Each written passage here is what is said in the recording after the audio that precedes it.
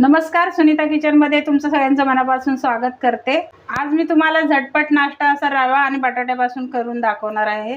आता गॅस पेटून घेते। मी एक पॅन ठेवलेला आहे, 1.25 कप एवढं पाणी ओतून घेतलंय। आपल्याला चवीप्रमाणे मीठ टाकायचं आहे, थोडं अर्धी पल्ली तेल टाकून घेते, थोडं जिरं टाकून घेते, एक हिरवी मिरची बारीक अशी चिरून घेतलेली आहे, किसून घेतलेलं आलं, चिली पेस्ट। आता याला कढई येऊन द्यायचा। आता हे बघा पाण्याला उकळी आले। आता आपण ह्याच्यामध्ये हा रवा घालून घेऊया आणि ह्याला बारीक गॅस करून मिक्स करून घ्यायचा, शिजून द्यायचा याच्यामध्ये। आता हे बघा एकजीव करून घेतले। ह्याला आता आपण 2-3 मिनिटासाठी वाफ काढून घेऊया। आता इथे आपले 2 मिनिटं झालेले आहेत, रवा पण फुललाय चांगला। आता आपला रवा गरम होते तोपर्यंत आपण भाजी बनवून घेऊया। इथे पॅन ठेवलाय, आपलं पॅन गरम झालंय। ह्याच्यामध्ये मी अर्धी पल्ली तेल टाकून घेते, अर्धा चमचा मोहरी टाकले। मोहरी तडतडली का आपल्याला अर्धा चमचा जिरं टाकून घ्यायचे,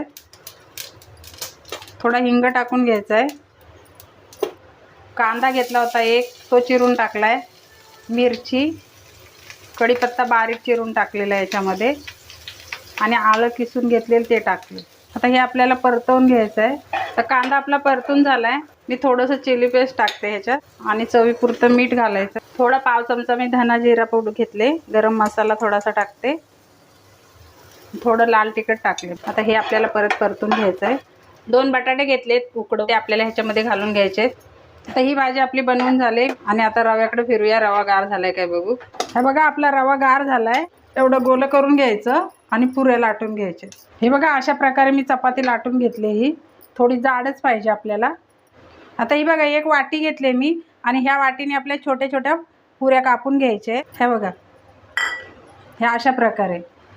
आता हे बघा ही आपण पुरी केली ना, ती बटाट्याची भाजी केलेली ना, ही बघा ही बटाट्याची भाजी आपल्याला ह्याच्यावरती अशी लावून घ्यायची, आणि ही दुसरी पुरी आहे ना, ती अशी ह्याच्यावरती ठेवायची, आणि ही अशी, हे बघा हे असं दाबून घ्यायचं आपल्याला। ह्या सगळ्या पुऱ्या आपल्याला अशा ही भाजी भरून या अशा प्रकारे करून घ्यायची। हे बघा आपलं बनवून झालेलं आहे सगळं। आता हे आपण शॅलो फ्राय करून घेऊया। गॅस पेटून घेते मी। आता हा एक पॅन ठेवलेला आहे, आपले पॅन गरम झाले, याच्यामध्ये तेल घालून घेते। 2 पळी एवढं तेल घातले। आता आपलं तेल गरम झाले, या तेलामध्ये हे असं ठेवायचं, गोल्डन कलर येईपर्यंत ते तळून घ्यायचं। अशा प्रकारे आपल्याला फ्राय करून घ्यायचं। तर इथं आपली रवा बटाटा टिक्की बनवून झालेली आहे।